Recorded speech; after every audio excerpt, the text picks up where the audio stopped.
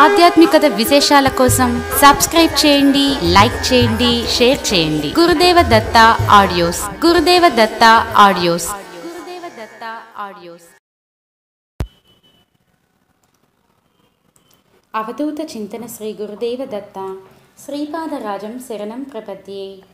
శ్రీపాద శ్రీవల్లభ చరితామృతము అధ్యాయము 38. బగలాముఖి ఆరాధన వివరణ. మేము పీఠికాపురమునకు ప్రయాణమగు దారిలో ఒక బైరాగి తారసపడెను.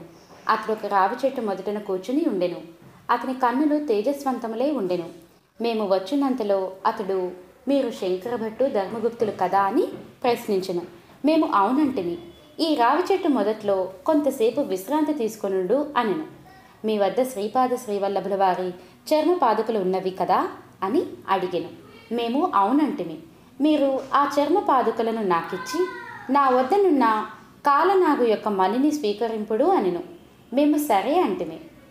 వానితో, అయ్యా, నేను శ్రీవారి దివ్య చరిత్రమును వ్రాయు సంకల్పములో నుండగా వారి జీవితంలో ఒక్కొక్క సంవత్సరములోనూ జరిగిన ఒక్కొక్క సంఘటనము చెప్పు శ్రీచరణులు భక్తులు నాకు తారసిల్లుచుండిరి. దీనికి కారణమేమై ఉండునని ప్రశ్నించి తిని. అంతటా ఆ బైరాగి, శ్రీపాదుల వారు ఆది భైరవి ఆది భైరవుల సంయుక్త స్వరూపము. కాలమును శాసించు కాల భైరవులు కూడా వారే. వారు కాలస్వరూపులు. కాల పురుషుడు వారి కంటే భిన్నుడు కాడు.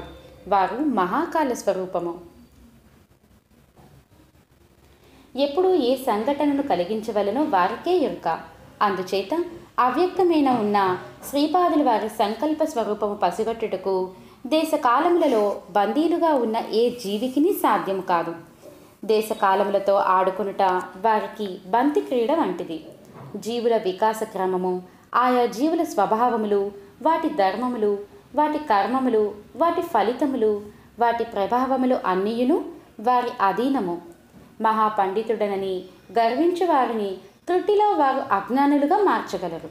మహా అజ్ఞానునని సమస్త వేదాంగములు తెలిసిన మహాపండితునిగా మార్చగలరు. వారిది యోగ సంపన్న అవతారము. వారిని అవతార పురుషునిగా సాక్షాత్తు దత్తప్రభువుగా గుర్తించుటకు ఎంతయో పాపరాశి దగ్ధము కావలెను. ఎంతయో పుణ్యరాశి గుట్టలు గుట్టలుగా పడి ఉండవలెను. ఇది సాధారణ నియమము. అయితే వారి కృపా కటాక్షములు కలిగిన ఎడల ఈ సాధారణ నియమములకు అతీతముగా వారు భక్త సంరక్షణమును చేయుచుందురు. వారు క్షణక్షణ లీలా విహారి. శ్రీవల్లభుల వారి చరితామృతమును అధ్యయనము చేయువారికి ఒక క్రమమైన పద్ధతిలో వికాస కార్యక్రమము జరుగుచుండును. అందువలననే వారి జీవితమునందలి ఒక్కొక్క సంవత్సరములోని కేవలము 1-2 లీలలు మాత్రమే నీకు తెలియచేయబడుటయు, అవి కూడా క్రమానుగతముగా తెలియచేయబడుటయు వారి దివ్య లీలలలోని అంతర్భాగము. వారు కేవలము ఒక్క భూగోళము యొక్క వికాసము కొరకే అవతరించారు అనుకొనుట పొరపాటు. అనేక కోటి బ్రహ్మాండములు అనుక్షణమును సృష్టి స్థితి లయములు నందుచున్నవి. వాటిలోని పరిణామక్రమం అంతయును సదా వారి హస్తగతమై ఉన్నది. వారి దివ్య నేత్రముల కనుగొలకుల అందు కోటాను కోట్ల బ్రహ్మాండములు వృద్ధి క్షయములను పొందుచుండును. ఇది వారి నిజతత్వము. అసలు నిరాకారముగా నుండి ఆ పరతత్వము అవ్యక్తమునందు ఏ స్థితిలో ఉన్నదో తెలియరాని ఆ మహాతత్వము నరాకారమున పీఠికాపురములో అవతరించుటయే ఒక దివ్యలీల. అవతరించిన తదుపరి జరుపు లీలలకు అంతెక్కడిది? వేదములు కూడా వారి గురించి వర్ణించి మౌనమును వహించినవి. వారి యొక్క జ్ఞానము అనంతము. వేదముల జ్ఞానము పరిమితము. వారి శక్తి అనంతము. కరుణ అనంతము. వారు అన్ని దేశములందునూ అన్ని కాలములందునూ ఉందురు.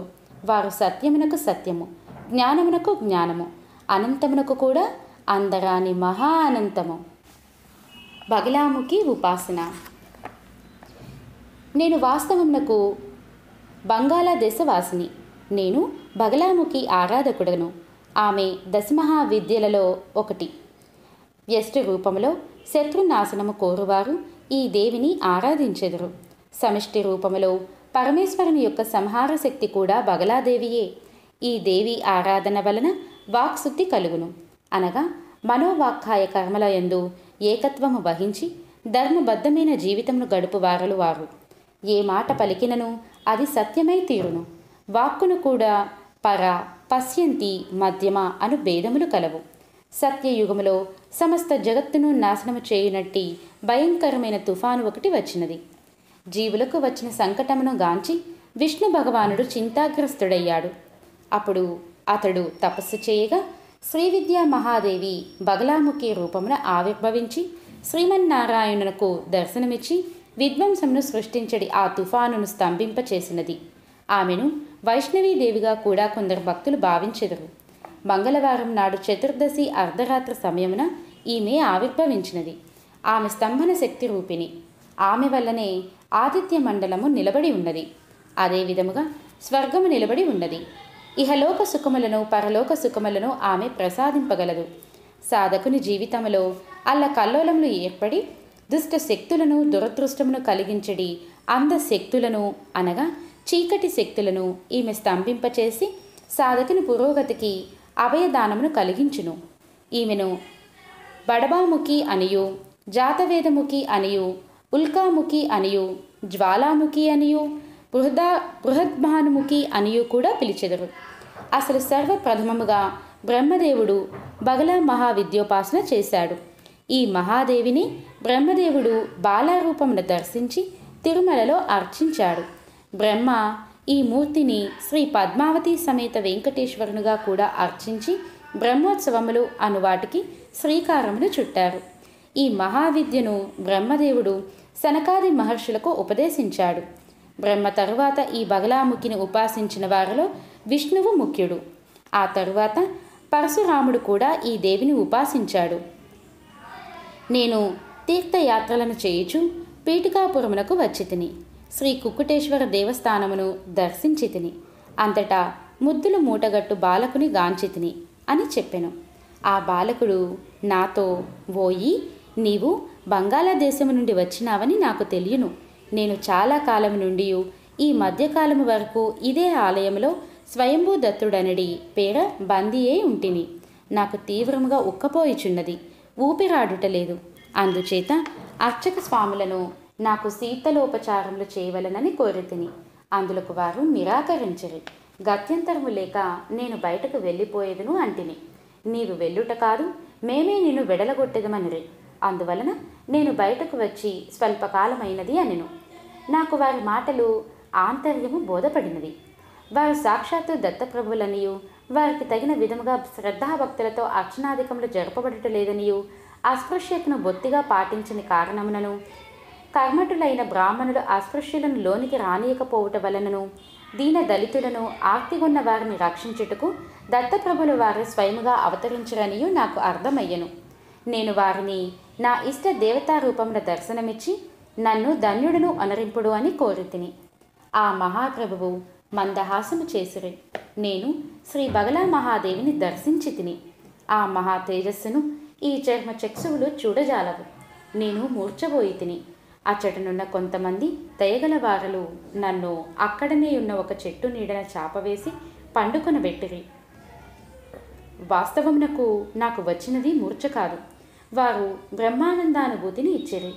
ఆ దివ్యానందమును అనుభవించుచు 8 దినముల పర్యంతము నేను అట్లే ఉంటిని. నాడీ చలనము, హృదయ స్పందనము లేదు. ఊరిలోని వారికి నా స్థితి ఏమో తెలియరాకుండెను. బైరాగి విషయము.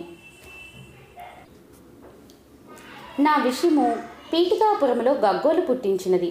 ఎవరో బ్రాహ్మణ బైరాగి శ్రీ కుక్కుటేశ్వర ఆలయంలోనికి ప్రవేశించిననియు స్వయంభూదత్తుని దర్శించిననియు అతడు క్షుద్ర మాంత్రికుడై ఉండుట వలన తన క్షుద్ర శక్తిని కుక్కుటేశ్వరుని మీదను స్వయంభూదత్తుని మీదను ప్రయోగించుటకు సమకట్టెననియు అర్చక స్వాములు నియమ నిష్టల వలన కుక్కుటేశ్వరుని శక్తి స్వయంభూదత్తుని శక్తి క్షీణత నొందక అట్లే నిలిచి ఉండెననియు అందుచేత వ్యతిరేక ఫలితమునిచ్చే ఈ బైరాగి మూర్ఛ పీడితుడై నాడీ స్పందనము హృదయ స్పందనము లేక పడి ఉన్నాడనియు ప్రచారము ఊపందుకొనెను.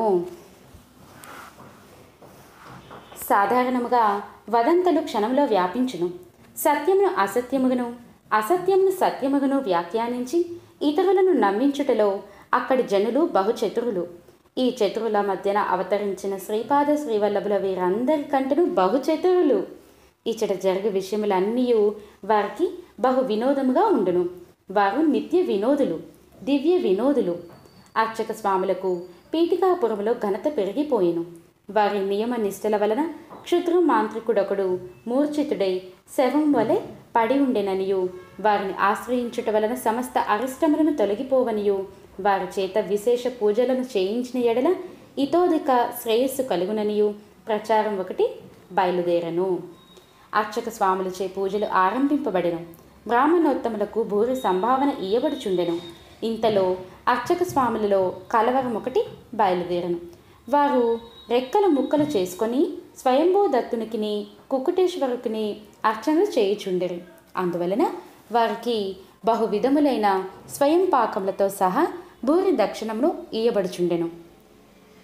అయితే ఇంటికి తెచ్చుకున్న ధనమును వారు పెట్టెలో పెట్టుకొని ఉండగా తెల్లవారుసరికి అది మాయమగుచుండెను.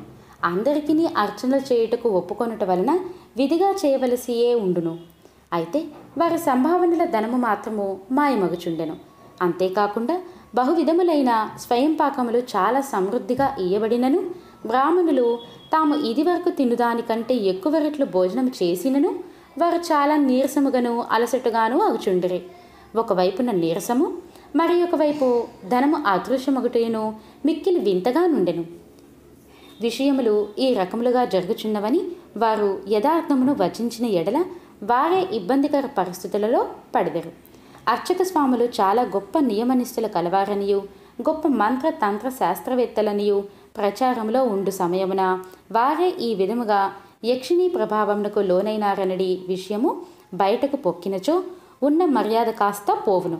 అందుచేత బ్రాహ్మణులు ఎవ్వరికీ చెప్పకుండా ఈ విషయములను వారి మనస్సులలోనే దాచుకొని ఉండిరి. మూర్ఛితుడైన బైరాగిని చచ్చి ఉన్నాడో బతికి ఉన్నాడో తేల్చి చచ్చిన ఎడల దహనం చేయవలనని నిర్ణయించిరి. ఈ విషయమును శ్రీ బాపనార్యుల వద్ద ఉంచిరి. అంతటా బాపనార్యులు బైరాగి శరీరమును పరీక్షించి ఇతడు మరణించలేదనియు, మూర్ఛను కూడా పొందలేదనియు, ఇతడు ఒక రకమైన సమాధి స్థితిలో ఉన్నాడనియు తేల్చి చెప్పిరి. బాపనార్యుల మాటను ఖాతరు చేయకుండగా ఈ బైరాగిని దహనము చేసిన ఎడల యక్షిణీ దోషము నివారణయగునని కొందరు తలచిరి. మరికొందరు శవదహనము చేసిన తదుపరి బైరాగి యొక్క శక్తులు మరింత విజృంభించి మరిన్ని అరిష్టములను సృష్టించునని చెప్పిరి. కేవలము శ్రీపాదుల వారి విచిత్ర సంకల్పము వలన నా శరీరము దహింపబడలేదు. 8 రోజుల తరువాత నేను ప్రకృతిస్థుడనైతిని. శ్రీపాదుల వారు తమ దివ్య శ్రీహస్తములతో హస్తమస్తక సంయోగము చేసిరి. నాకు బ్రాహ్మణులు ఎవ్వరూ భిక్షనీయరయ్యిరి. శ్రీ పీఠికాపురములోని గొల్లల ఇంట నాకు నివాసమును భిక్షయు ఏర్పాటు చేయబడినది. నేను కులము పట్టింపులను పాటించకపోవటచే గొల్లలందరూ నాకు చాలా ఆత్మీయులు అయ్యిరి. ఆ గొల్లలలో ఒక గొల్లవనిత పేరు లక్ష్మి. తన భర్త ఆమెను ఎంతో ప్రేమగా చూచుకొనివాడు. అతడు ఆ గొల్లలందరికీ పెద్ద అగుటయ్యేగాక కులములో వచ్చడి తగాదాలను పరిష్కరించుటకు న్యాయ నిర్ణేతగా వ్యవహరించెడివారు.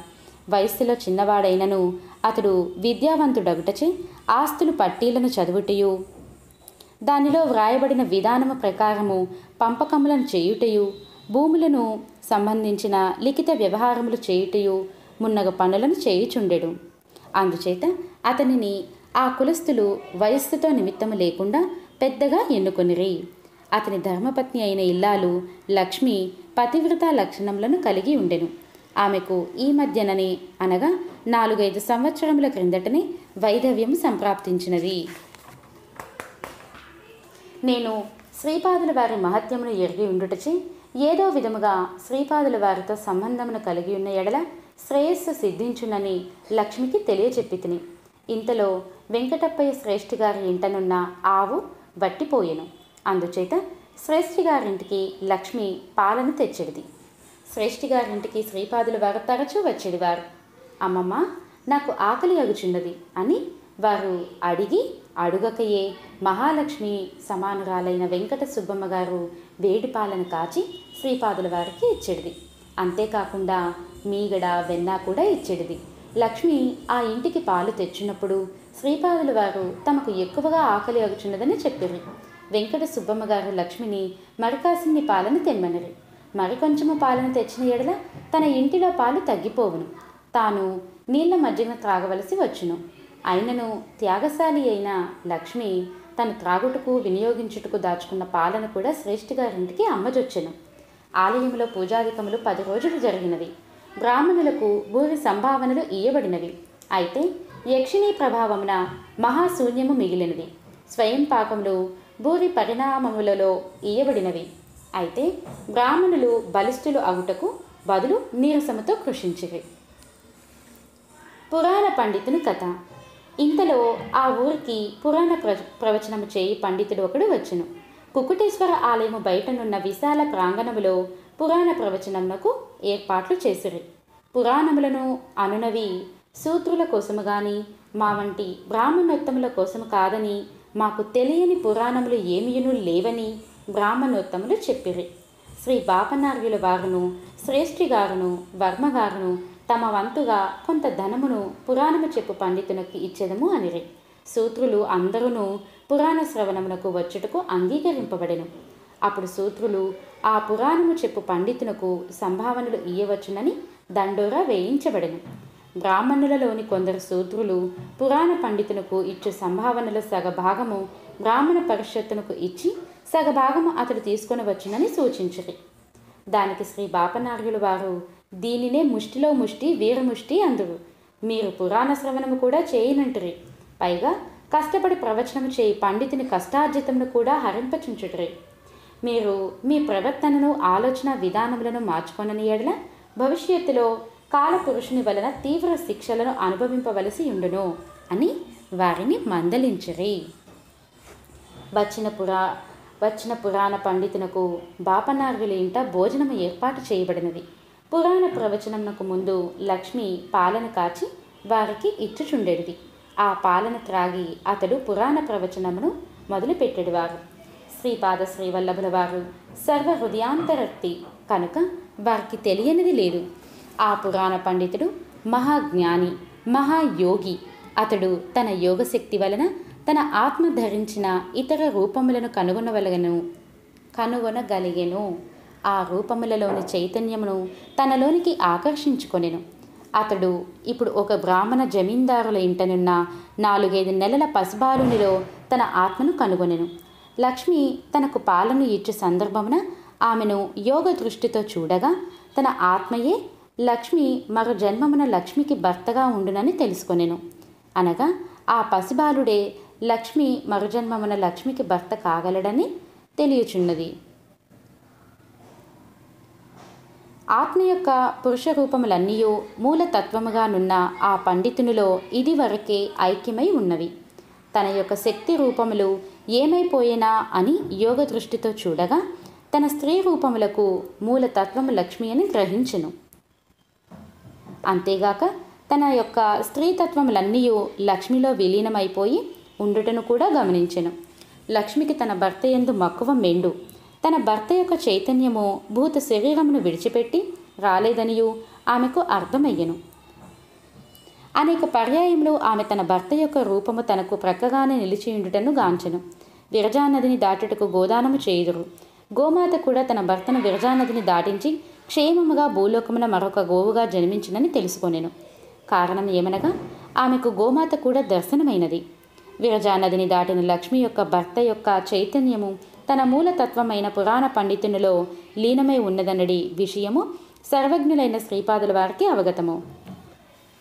అయితే ఆ పండితుడు పీఠికాపురమున ఉన్న కర్మ రుణానుబంధములను పూర్తి చేసుకొని వానితో పాటు తన ఆత్మ ధరించిన ఇతర రూపములను కర్మలను కూడా తన యోగశక్తి వలన హరింపచేసుకొని పరమేశ్వరునిలో ఐక్యమవ్వవలెనని నిశ్చయించుకొని పీఠికాపురమునకు వచ్చెను.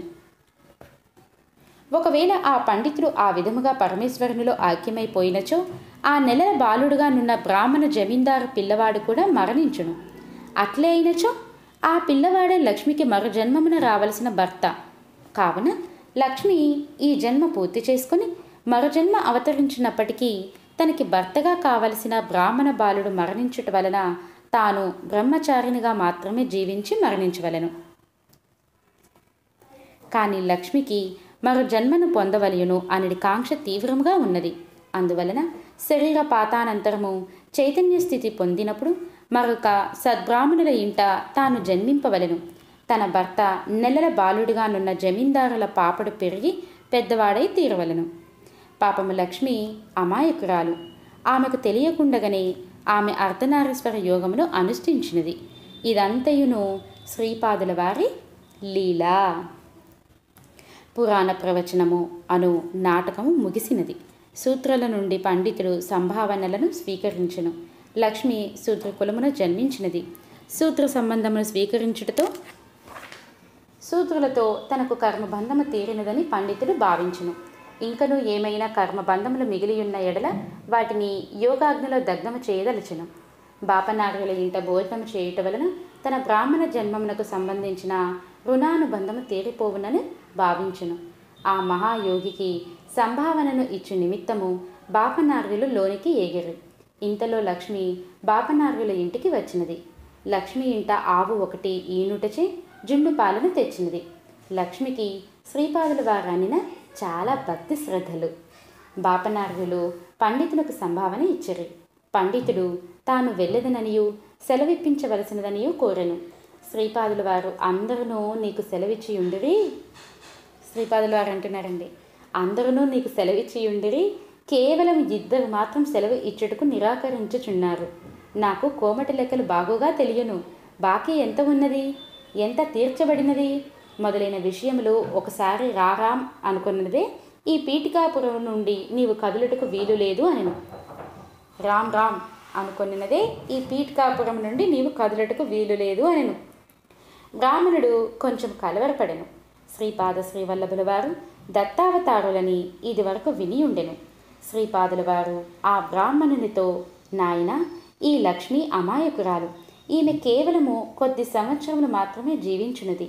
ఈమె చనిపోయిన తర్వాత ఈమె గతి ఏమి కావలెను? నీవు జ్ఞానరూపమున బ్రాహ్మణునిగాను అజ్ఞాన రూపమున లక్ష్మి భర్త అయిన గొల్లవానిగాను జన్మించితివి. లక్ష్మి గొల్లవాని రూపములోనున్న నీతో కష్ట సుఖములను పంచుకున్నది. నీ యొక్క గొల్లవాని రూపమున ఉన్న చైతన్యమును విరజానది దాటించి వచ్చిన గోమాత తిరిగి భూలోకమునకు స్వేచ్ఛగా తిరిగి వచ్చినది. లక్ష్మి తన ప్రేమాగ్నితో తన భర్త చైతన్యమును తన వద్దనే నిలుపుకొన్నది. గొల్ల వనిత రూపమున ఉన్న ఈ చైతన్యము కొద్ది సంవత్సరముల తర్వాత శరీరము పతనమైనప్పుడు బ్రాహ్మణ చైతన్యములోనికి మారగలదు. అనగా ఈమె గొల్లవనిత రూపమున ఉన్న బ్రాహ్మణి, నీవు బ్రాహ్మణ రూపమున ఉన్న గొల్లవానివి. మీ కర్మ సంబంధములకు నాకు బాగుగా తెలియను. పద్మావతీ దేవి స్వరూపుడనైన నేను భవిష్యత్తులో బ్రాహ్మణిగా రాబోవు ఈమెను బంగారు ఒట్టు పెట్టి ఆశీర్వదించి తిని, ఈమెకు మాంగళ్యమును కూడా సృష్టించి హిరణ్య లోకమును దాచియించి తిని. బంగారంతో సంబంధం తెగిపోయిన ఎడల భార్యకు భర్తతో సంబంధం తెగిపోవును. అందుచేత మేము హిరణ్య లోకమున ఈమెకు సంబంధించిన మాంగళ్య ఆభరణములను దాచి ఉంచితిమి. నెలల బాలుడుగా ఉన్న నీ చైతన్యము ఉపసంహరింపబడినచో ఏ అసురుడైనా ఆ శరీరమును స్వాధీనము చేసుకొని అకృత్యములను చేయవచ్చును. అందువలన ఈమె నుండి సువర్ణ దానమును స్వీకరించి రుణానుబంధమును కర్మబంధమును ఉపసంహరించుకొనక ఇంకనూ నిలుపుకొని మరో జన్మమున ఆదర్శ దంపతులై నా భక్తులై తరించెదురుగాక అని చెప్పి దీవించిరి. నాయనలారా, ఆ విధముగా ఆ నెలల బ్రాహ్మణ బాలుడు పెరిగి పెద్దవాడగును. లక్ష్మి బ్రాహ్మణిగా జన్మించి అతని భార్య అగును. శ్రీపాదుల వారి లీలలు అద్భుతములు. శ్రీపాద శ్రీవల్లభులకు జయము జయము. శ్రీపాదరాజం శరణం ప్రపద్యే. ఇది 38వ అధ్యాయం సంపూర్ణం. సర్వం సద్గురు దత్త చరణారవిందార్పణమస్తు. లోకాన్ సమస్తాన్ సుఖినో భవంతు. సర్వే జనా సుఖినో భవంతు. దత్తార్పణం. జై గురుదేవ్.